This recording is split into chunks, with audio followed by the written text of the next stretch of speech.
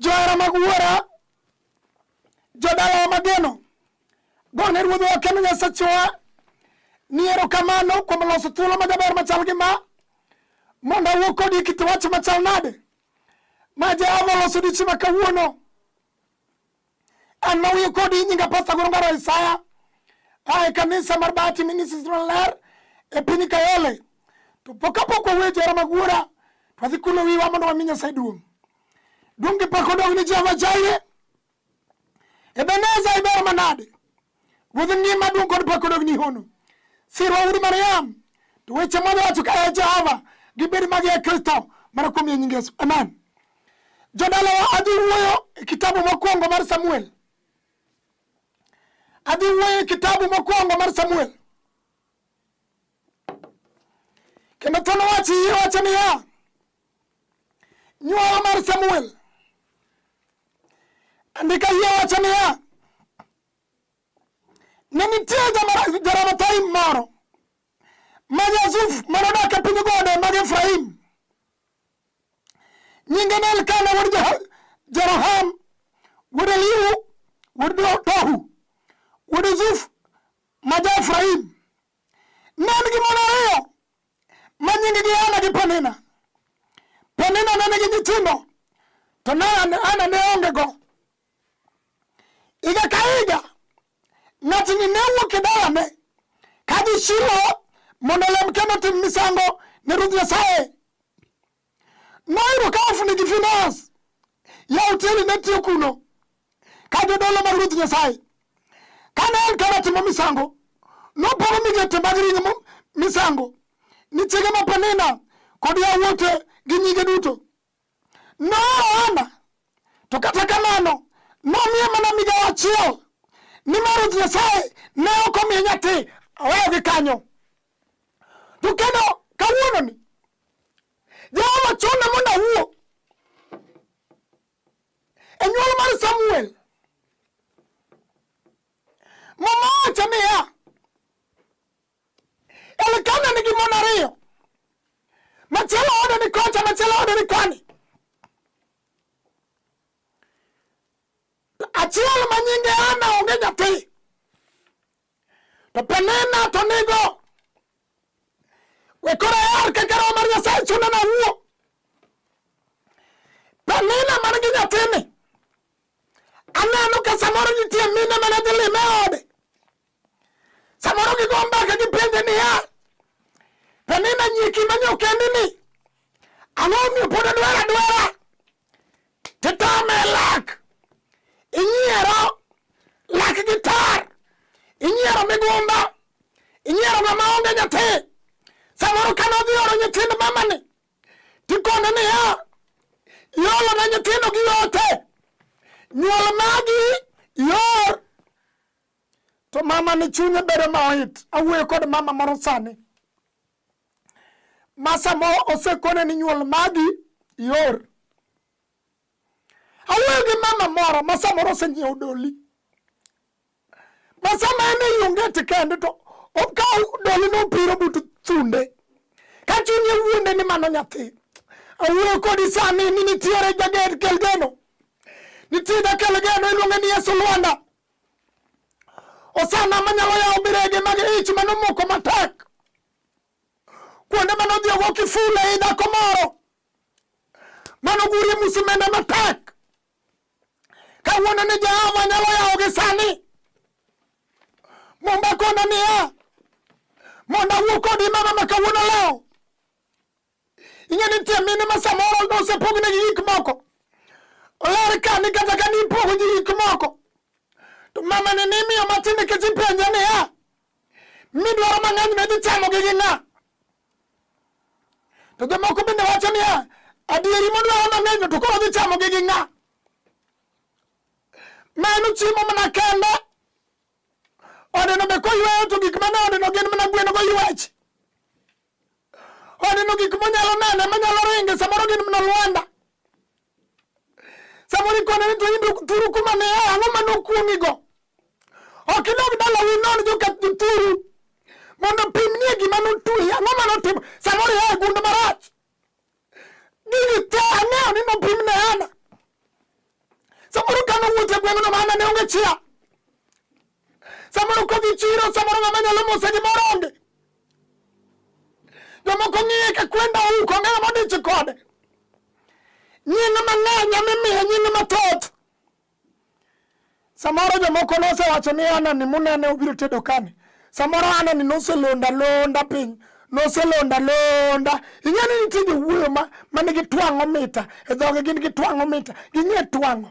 Ginyalo twang'o ma gitung wach ma gilosi.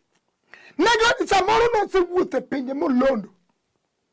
Emomiyo kawuono kobiro ka to kothe nodong' e pipni. Omiyo ok onyal yudo nyathi. Awuoyo kuom Yesu jaduok geno. Osana ma japaradiso nyaroma ma ka ng'ato dong' kende. Ma ka ng'ato dong' Nyamasi. Udong' mosiepe oringo jogweng' oringo. Samoro kata mana dak kwargi e dalani. Samoro kata dagi e dalani, dala kama gintie dagi. Monyuolo ne dichuo samoro nosechako wuoyo. Samoro nosechako nyiso wuoyo ni keto tekri nono. Gima nochienie nyathina, gima nochienie. Dagi osenyisi mine mang'eny, osenyisi chuo mang'eny. Kata Ana samoro bende nosewacho niya, nyathina gima nochienie mondo mi kaw jar joka ng'ani. Ne kaka koro mbese ni wei nono. To kawuono ne adwa wuoyo kuom ng'ato manyalo duoko geno. Sama ng'ato lawo motwe doli e iye ka nyathine. Sama ng'ato kawo ng'et motwe e iye mowacho ni ruodha. Bende timna kaka timo ne jiranda ni. Ruodha bende timna kaka ne timo ne nyiri mane wasomogo. Jehova bende timna kaka ne timo ne nyaminwa mang'ani. Awuoyo kuom Jehova Nisi. Nyarombo manoparo nyaka Sara kolawo. Ka Sara nogombo ni mondo jatije mondo mi oyud nyathi. Nikech oneno ka ndalo niang'. Akeni merwa bi ng'eyo ni Sara noyudo. Kawuono ni bende awuoyo kuom Jehova manyalo miyo Ana. Winji ndiko. Momalewo kawacho niya. Higa ka higa ng'at ne wuok e dalane kadhi Shilo mondo lem kendo tim misango. Higa ka higa idhi tim misango. Misango to ni yang'o dhok, ni yang'o imbe, ni yang'o diek. To magi ne pok okonyo Ana. Be ni remb diek neo, be ni remb rombe neo piny. Matim misango machamgi. Walu kuom misango jora magwura. Misango. Nitimo misango higa ka higa. Itimo misango mondo gweche dugi e dala. Itimo misango. Kendo Ana ne kod dichuo man kod mwandu. Mwandu ma higa ni otimo misango. Mwandu ma higa manyien ochako timo misango. To mwandu ne pok okonyo Ana. Merwa dwa ni yar winjo. Samoro gima timi no kitag dichuo mineno in godo no. Samoro en kod mon ang'wen abich auchiel mikia. To momba chula mondo wach sani. E nying Yesu ma japaradiso. Jehova ma jalolweny. Osana ma jatimo ng'wono. Ruoth ma jaduoko geno. Nikawuono ni Ana mawinja. Nyasaye Nyasachwa ni kod geno. Nyasachwa biro duoko geno. Nyathi biro yudore. Kama ni wacho ni nyathi ok yudore. Nyathi biro yudore. Kama ni wacho ni ok nyalore. Kama notuo machalo ngoro. Jehova biro kelo nyithindo. Lich manade ruodh ngima. Onyalo miyo Ana kawuono. Ma Jehova chak duok nyiero kuom ng'at moro manowacho ni ok nyal nyiero. Ma Jehova chak duok geno kuom ng'at moro mane wacho ni geno rumo kuome. Ma Jehova chak duok geno. Maneno gutino tulu. Ing'eni nitie mine manyalo neno gutino tulu. Oneno mopara gweng'i duto tang'o manatimo. Bin nanyiero dayo moro. Bin nayanyo ng'awa. Ang'o manatimo? Ang'o manotimore? Ing'eni kata mana Ana kane ni dala cha noparore. To winji gima Mungu Jehova wuoyo kawacho sani. Auchiel wang'e. Nyaka Ana ne chalo chuny Ana noit. Adwaro kanyo winji maler. Nyaka ne chalo chunye malit. Kodhi dwaro nyathi ikone ni nyuol mari yor kodwa dhirego ikone ni regi duogo piyo dhiregi piyo mondo iduog haraka mon wete uman gi nyithindo dong nosero nyithigi e pong kodwa dhi ng'weto ikone dhi ng'wed haraka donge mon wete uman gi nyithindo nosero nyithindo ng'weto iketo ji kaka idwaro pile kod pile nini siko ni nyako higni sani 8 mama kona ni nyieke ne siko chando chunye mawit chunye na chandore mawit kuom gik mane wacho ne gik mane pimo ne jomoko ne siko biro to goyo ngero kata dala mineno wuod ng'ano kawni ma chal mana gimoro bende okendi loka kocha bende nodwere ga mna bilani to notegno dong neno kata kaka ma otegno makata ombong'ne kineno ombong'ne ojik bila gi tok nyuol ae tiluwe nyaka kama oluokre koro go sabune wiye to jong'iye be ng'iye josome to dong neno ler moro mokalo tie ng'uteno mano ok nyisi no nyalo nyuol ler aina no ler mineno dhi gi mwalono ma onge wuod ng'ane oriemb chon ma ogolagola chon ma oriemb chon mumbakona niya nyekana ne chando chunya na mawait konyere nikech Ruoth Nyasaye ok omiye nyathi wachre notimore higa ka higa awuoyo kod ng'at minyiero momoro ni gini netimore higa ka higa samoro gini timore kuom mimerwa dwe ka dwe samoro timore pile kod pile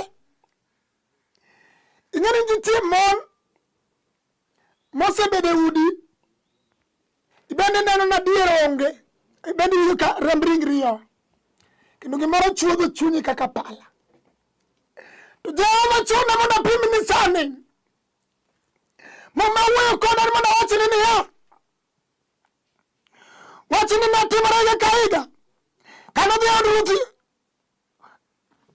Nyasaye nyika nosugo ka chande omiyo noywak kendo nokono chiemo rane kana chuore nopenjo niya an ang'o momiyo chunya lit wuoyo kodi mama ma chunya lit kawuono ang'o momiyo chunya lit Nyasachwa nigi duoko Ruodhwa nigi duoko kawuono ni kuom ng'ate ma chunya lit Jehova nigi duoko Ruodhwa nigi duoko Nyasache nigi duoko Ruodh polo gi piny nigi duoko Jehova nigi duoko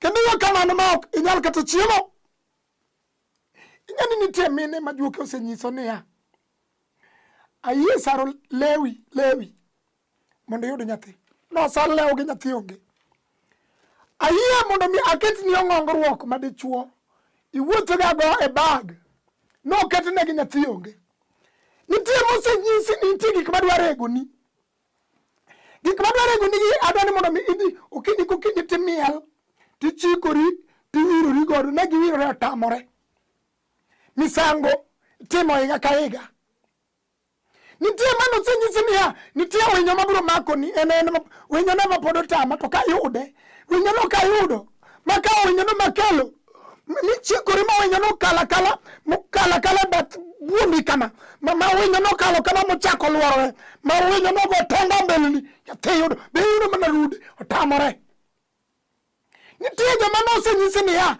wan ni twadwa niya kama waterie ot moro marateng' pi ot marateng' no kanyo miyude nyithindo mine nyotimo kaka jowachnegi otamore to nitiere jaduok geno osanamane gi nyithindo iluongo ni Yesu Hono tego manoparo ana ka ji anyiero rome tego manoparo ana ka ayanyo romo ana aserome samoro ka nokalo timulo lao ing'eni nitie joma samoro ka kalo kama to ng'ato bukra buka ng'iyo bathe kama to chwado lao maraduong' ni pum olawo machalo bom makama olware nyakine ka budum ni pum nikech ichido chunye yani ionge go be ok ichal ne jara nono ionge go gin ne gisenyuolo nyithindo 8 in pod irito ang'o chunye paro ni itiritango to mumba wuoyo koda kawuono ni monda leri mama machunya light machunya yuak masamoro gwengo sanyiero dala motedo sanyiero samoro kana de chuo mosebedo kotedo ne osebedo kise sam mondo bi owuogi odno Jehova ni kod geno Nyasachwa nyalo kelo geno ruoth nyalo duoko geno kama geno onge Jehova nyalo duoko geno Nyasach polo kod piny ruoth nyalo duoko geno mama wacho ni awinji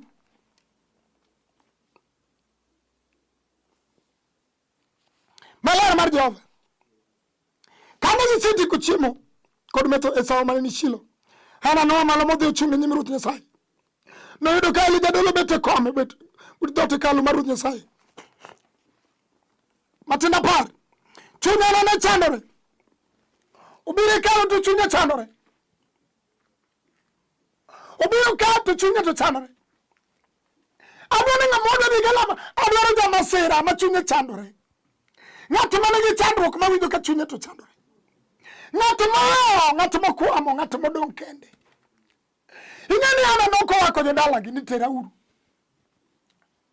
ayeje mano winjo noromo ana noko luongo weche ni biuru tera ayeje mano winjo noromo nitie sama ng'ato amua kende huo ni mara ni tatero iri Jehova samoro biro rito weche ni to gionge gi tabu machandino samoro biro rito nyimine ni masamoro gin nyimine madongo dongo moko directors mokiluongo ni CEO to gima timi na to kotemegi ochuno ana amua kende wuon wachna pana gima tima ni nitie ng'ama nyalo tieke iluongo ni Jehova gima tima ni nitie ng'ama nyalo tieke iluongo ni Rafa gima tima ni nitie ng'ama nyalo tieke iluongo ni Jehova Nisi iluongo ni El Shalom ma ene mo nyalo tieko gima tima ne wuok odhi Jehova oyudo Elija dolo winji gima mama wacho